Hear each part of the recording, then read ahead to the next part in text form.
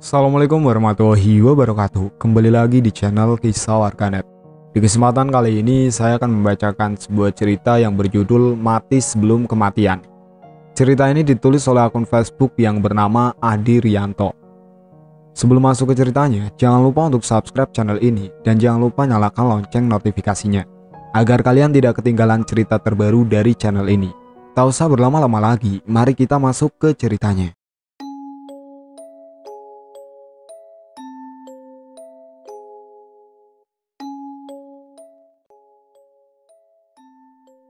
Meskipun rencanaku untuk takziah ke rumah duka di rumah orang tua Dahlia tertunda karena kedatangan dua orang tamu di rumahku. Tapi putri keduaku Tiara berangkat untuk bertakziah ke sana. Kebetulan antara Tiara dan Mawar masih punya hubungan kerabat karena suami Mawar adalah paman dari suami Tiara. Sesampainya di rumah duka, Tiara pun disambut oleh Mawar dan dia bersalaman sambil berpelukan. Tiara mengucapkan rasa bela sungkawanya pada Mawar atas meninggalnya Dahlia. "Mbak Mawar, Tiara turut berduka cita atas meninggalnya Mbak Dahlia ya," ucap Tiara bersedih. "Iya Tiara, terima kasih." Setelah bersalaman dan berpelukan dengan Mbak Mawar, Tiara pun disambut oleh ibunya Mawar sekaligus ibu dari Dahlia. Dan tidak jauh dari Mawar berdiri seorang gadis cantik berkulit putih dan berambut panjang. Dan dia sepertinya masih kerabat Mawar. Dia langsung menghampiri Mawar dan bertanya, "Maaf Mbak Mawar, dia itu putrinya Pak Ustadz Adi ya?" Tanyanya sambil menunjuk ke arah Tiara. Mendengar namanya disebut, Tiara pun menghampiri gadis itu dan mengajak untuk berjabat tangan.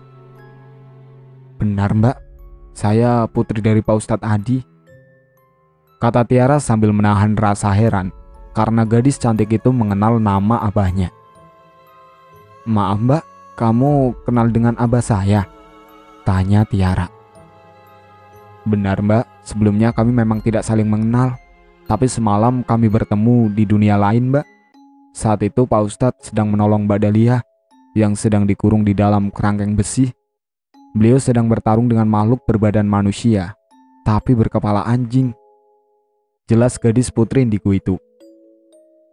"Tolong nanti sampaikan maaf saya kepada beliau, jika semalam mungkin sikap saya telah membuat hati Pak Ustadz tersinggung. Tapi maksud saya adalah agar Pak Ustadz tidak terlibat terlalu dalam, karena nanti pasti akan berlanjut terus. Saya tidak ingin orang baik dan jujur seperti beliau berurusan dengan dukun-dukun durhaka berarti iblis seperti mereka," jelas gadis putri indigo itu lagi. "Iya Mbak, tidak apa-apa. Saya percaya Abah juga mungkin sudah memahami sikap kamu," kata Tiara berusaha untuk tetap bersikap santun. Tiara masih penasaran dengan gadis cantik berambut panjang itu. "Bagaimana dia bisa tahu bahwa aku adalah putri dari Pak Ustadz Adi?" gumamnya dalam hati. Beberapa saat kemudian, Tiara melihat gadis cantik itu mendekati jenazah Dahlia di atas keranda yang masih berada di dalam ruang tamu dan menyuruh Mawar untuk mengambil segenggam beras.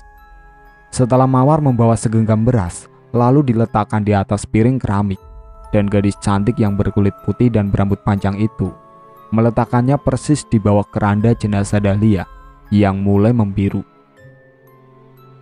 Tiara melihat gadis itu duduk bersila di depan jenazah Dahlia yang berada di atas keranda itu. Dan belum lama gadis itu membaca beberapa untaian kalimat doa.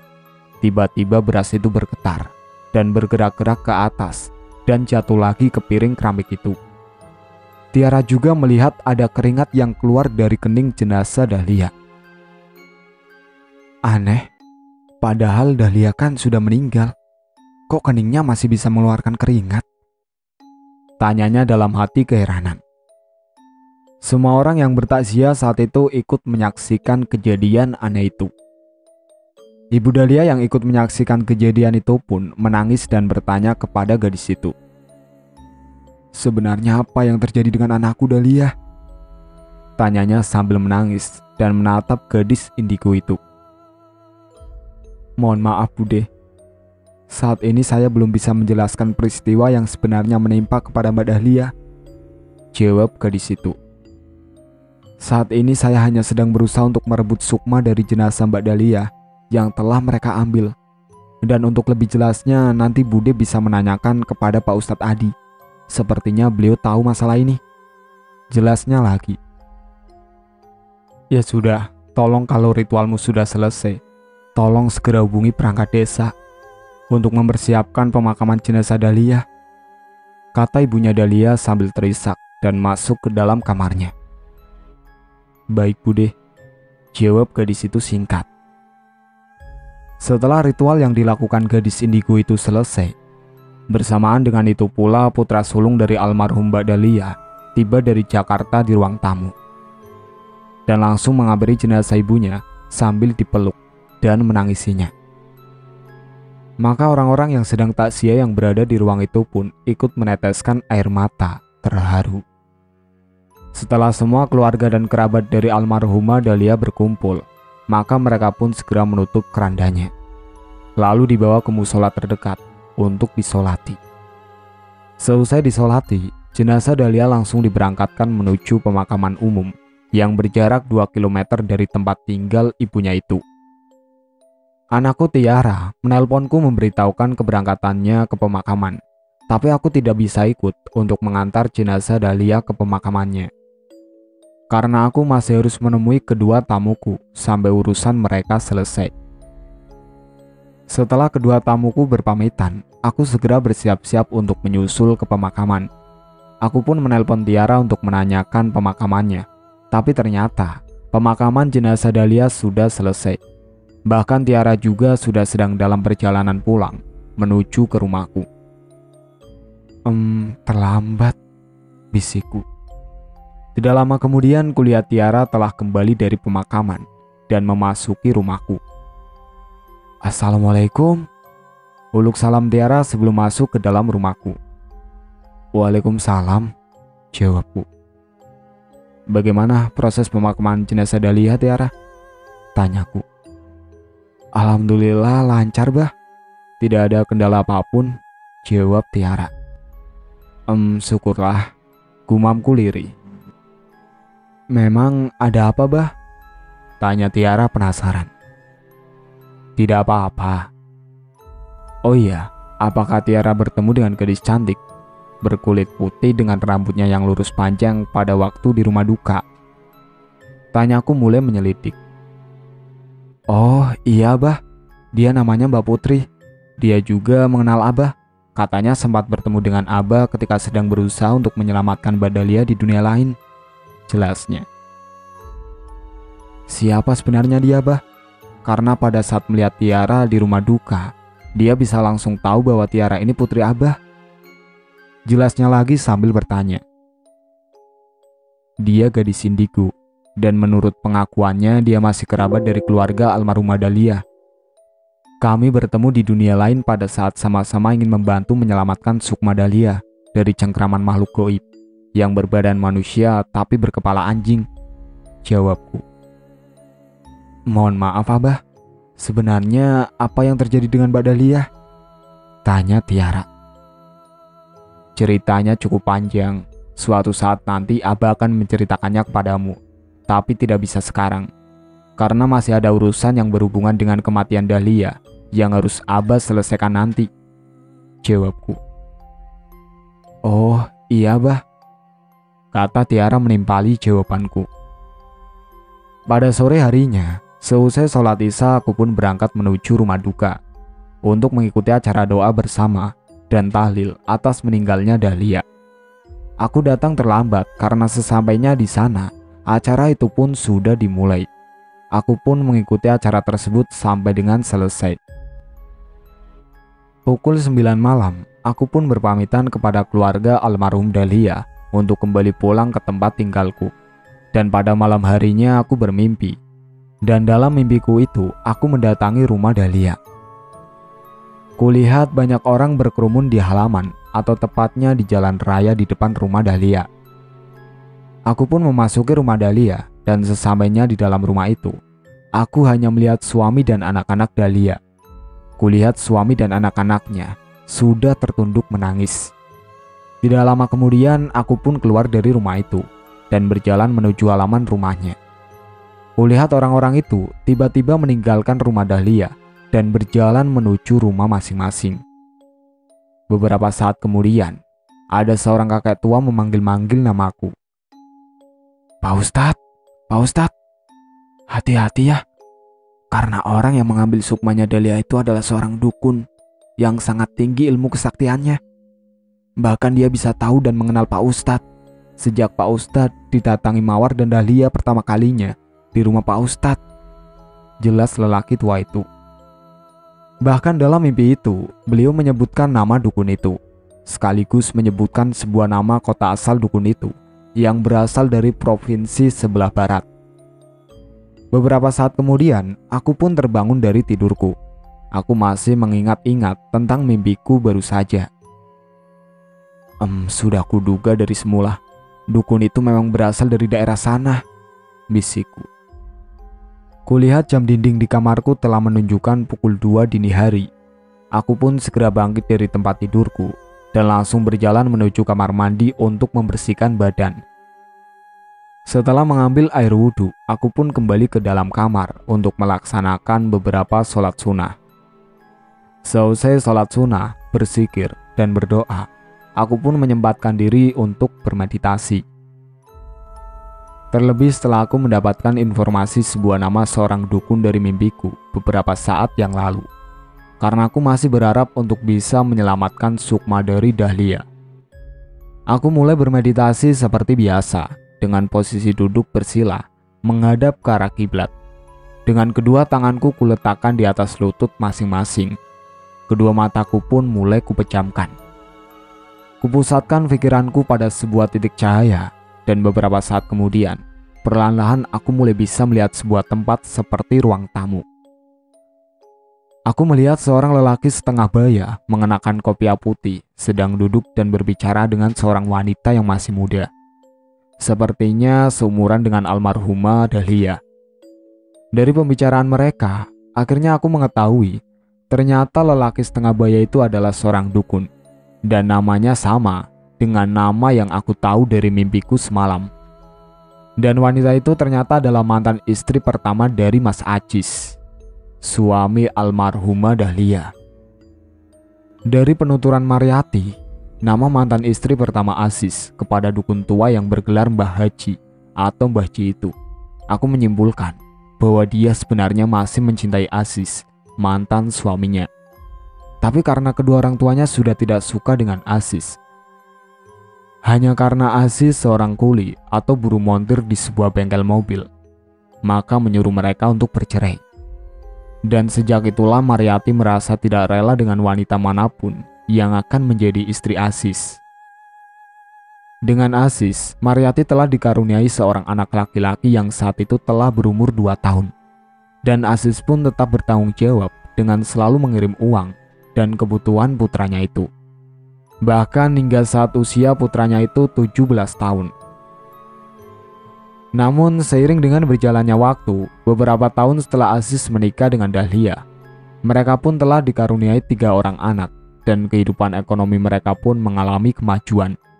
Sehingga hal ini membuat Mariati merasa menyesal dan sakit hati.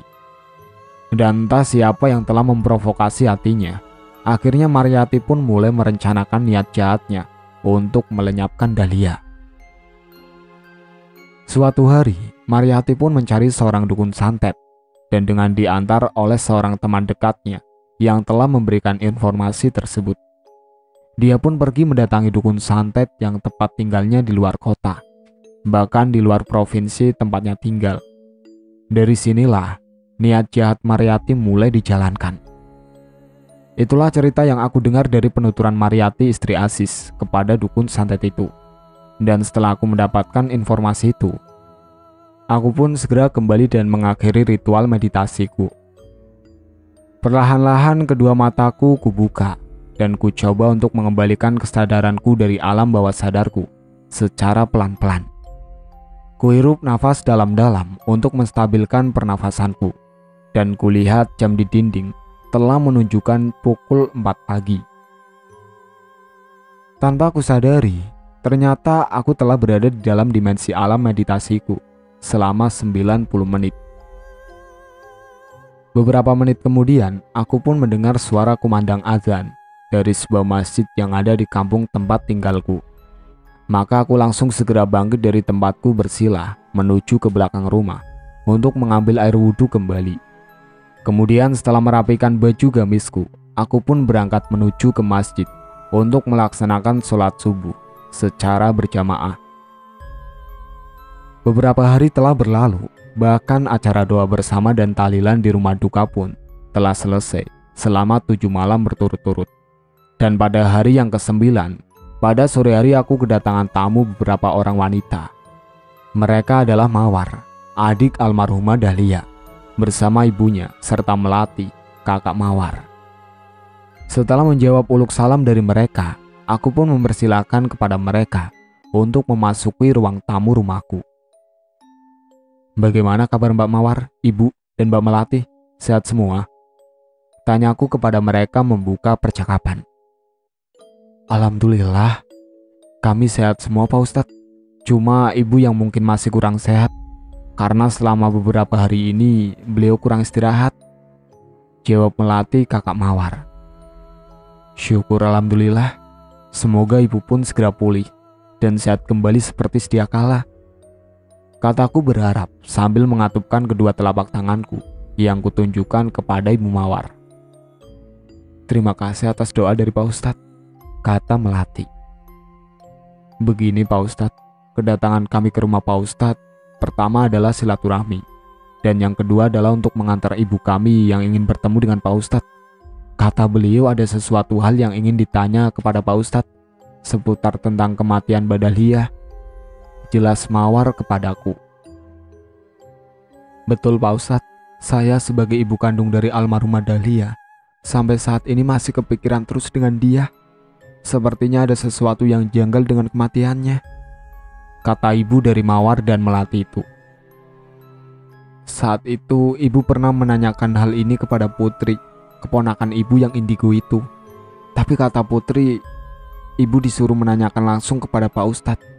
Katanya Pak Ustadz yang tahu lebih banyak tentang masalah ini," jelas ibu mereka yang usianya hanya terpaut 4 tahun lebih tua dariku. Akhirnya dengan bekal informasi yang aku dengar dan aku dapatkan, baik dari Aziz suami almarhumah Dahlia, maupun ketika aku bermeditasi, aku sampaikan semuanya kepada beliau, ibu almarhumah Dahlia.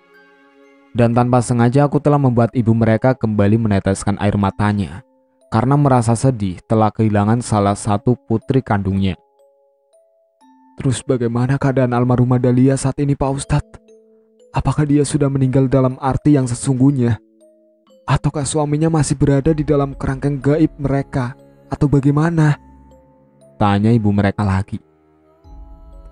"Insya Allah, almarhumah Dahlia telah kembali kepada Allah dengan sebenarnya. Dan sukmanya yang sempat terpenjara oleh makhluk-makhluk gaib atas perintah dukun santet itu pun, insya Allah sudah kembali kepada jasadnya," jelasku kepada mereka. "Mohon maaf, bagaimana Pak Ustadz bisa tahu jika memang keadaan dia demikian?" tanya Melati masih ragu. "Dan kapan almarhumah telah meninggal dunia dalam arti yang sebenarnya Pak Ustadz?" tanya Mawar ikut mendesakku. Aku pun langsung menjawab pertanyaan-pertanyaan mereka. "Pada hari kelima sejak meninggalnya almarhumah Mbak Dahlia, saya bangun tengah malam pada pukul 2 dini hari. Dan pada saat saya berjalan menuju ke kamar mandi, lalu mengambil air wudhu, saya merasakan kehadiran almarhumah saat itu.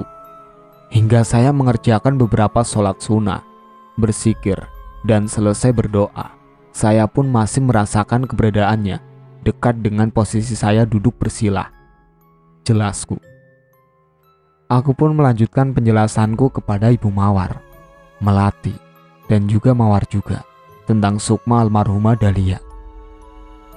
Untuk lebih meyakinkan bahwa sukma Dahlia saat ini sedang berada di dekatku, maka seusai sholat sunnah, bersikir, dan berdoa, aku pun bermeditasi agar bisa terhubung dengannya. Seperti biasa, aku mengambil duduk bersila menghadap kiblat dan kedua telapak tanganku kuletakkan di atas kedua lutut masing-masing dengan posisi punggung tegak dan pandangan lurus ke depan. Pelan-pelan kututup kedua kelopak mataku. Aku memusatkan pikiran dan hatiku pada sebuah titik cahaya yang tampak saat setelah kupejamkan kedua mataku. Kuhirup dan aku keluarkan udara melalui hidungku, selaras dengan detak jantungku. Keharmonisan pikiran, hati, alur nafas yang teratur, dan detak jantungku menghasilkan kesempurnaan konsentrasi. Beberapa saat kemudian, aku pun telah berada di alam bawah sadarku dan masuk ke dalam alam dimensi meditasiku. Perlahan-lahan aku melihat sosok seorang wanita dengan wajah pucat pasi. Iya benar, dia adalah Dahlia. Kulihat dia sedang mendekatiku dan berkata sambil memohon. Tolong saya Pak Ustadz, hari ini adalah hari kematianku yang sesungguhnya dari Tuhan. Untuk itu saya mohon pertolongan yang terakhir kalinya kepada Pak Ustadz, kata Dahlia. Insya Allah, saya siap menolongmu. Tapi apa yang harus saya lakukan agar bisa menolongmu? Tanyaku kepada Dahlia. Sebentar lagi malaikat maut akan menjemput rohku yang masih menyatu dengan sukmaku. Maka pada saat itulah tolong Pak Ustadz mendoakan untukku, sebagaimana doa ketika Pak Ustadz mendoakan untuk mayit. Jelas Dahlia kepadaku. Baiklah, aku siap, jawabku. Dahlia pun memberiku isyarat untuk mengikuti langkahnya, hingga sampailah kami di sebuah tempat keberadaan tubuh Dahlia yang tergeletak tidak berdaya di dalam sel makhluk gaib itu. Bersamaan dengan itu pula sukma Dahlia telah menghilang dari hadapanku. Kulihat masih ada beberapa makhluk berbadan manusia tapi berkepala anjing di depan sel itu. Sebelum aku berdoa, aku pun melindungi seluruh tubuhku dengan ilmu hisib sakron untuk mengantisipasi serangan dari makhluk-makhluk gaib yang masih berjaga di depan sel itu. Tentunya agar aku bisa lebih khusyuk dalam berdoa di sini. Ilmu hisib sakron ini fadilahnya adalah untuk menahan serangan, sekaligus mengembalikan serangan lawan, dengan tanpa bergerak sedikit pun. Maka selanjutnya aku pun mulai berdoa dengan khusyuk dan sungguh-sungguh, sesuai dengan permintaan Dahlia. Setelah selesai berdoa, aku melihat tubuh Dahlia bergetar dan mengeluarkan cahaya hitam pekat. Dan tidak lama kemudian terpancar sinar putih yang sangat menyilaukan kedua mataku. Hingga aku pun menutup kedua mataku karena tak kuat untuk melihatnya. Dan tiba-tiba sinar putih yang sangat menyilaukan tadi lenyap dari pandanganku, bersamaan dengan lenyapnya sukma Dahlia dari dalam sel itu. Bersamaan dengan itu pula lenyaplah sel gaib itu bersama dengan makhluk-makhluk gaibnya. Entah kemana, aku tidak tahu. Alhamdulillah, bisikku bersyukur. Dalam keyakinanku, semua kejadian itu menunjukkan bahwa ruh dan sukma Dahlia telah kembali ke tempat asalnya dengan kuasa Tuhan. Hanya Tuhan yang tahu segalanya. Maka aku pun segera mengakhiri ritual meditasiku. Pelan-pelan kubuka kedua kelopak mataku dan kuhirup nafas dalam-dalam untuk menstabilkan kembali sistem pernafasanku. Pada saat itu aku pun mencium bau aroma bunga melati yang sangat jelas menusuk hidungku. Mungkin itu adalah aroma sukma Dahlia yang telah kembali kepada jasadnya di kuburannya. Demikianlah kejadian yang saya alami pada malam yang kelima sejak meninggalnya Mbak Dahlia, Bu. Jelasku kepada ibu dari almarhum Dahlia, sekaligus ibu dari Mawar dan Melati. Jika memang seperti itu kejadiannya, saya bersyukur alhamdulillah. Setidaknya saat ini arwah anak saya sudah bisa tenang karena sudah kembali kepada Allah Subhanahu wa Ta'ala, ya Pak Ustadz, kata ibu mereka. Insya Allah ibu, kita doakan saja agar arwah almarhum Dahlia akan diterima di sisi Allah Subhanahu wa Ta'ala, diampuni segala dosa-dosanya, diterima amal ibadahnya, dan dilindungi dari fitnah kuburnya. Amin, jawabku sambil mendoakan almarhum Dahlia. Amin. Ya sudah Pak Ustadz, terima kasih atas bantuan dan penjelasannya. Semoga segala hajat Pak Ustadz akan dimudahkan dan dikabulkan oleh Allah Subhanahu wa Ta'ala. Kami mohon pamit. kata Melati sambil bangkit dari tempat duduknya yang diikuti Mawar dan ibu mereka. Kulihat wajah mereka sekarang lebih cerah dan lebih fresh dibandingkan saat pertama kali mereka datang di rumahku tadi. Semoga pikiran dan hati mereka pun sekarang benar-benar lega setelah mendengar beberapa penjelasan dariku mengenai keadaan Dahlia yang sesungguhnya saat ini. Sejak peristiwa itu, akhirnya Mawar, Melati, maupun ibu mereka sering berdatang ke rumahku, sekedar untuk bersilaturahmi maupun musyawarah tentang masalah apapun yang sedang mereka hadapi. Hingga hubunganku dengan mereka pun sudah seperti keluarga sendiri. Aku pun bersyukur karena di balik sebuah musibah, pasti ada hikmahnya.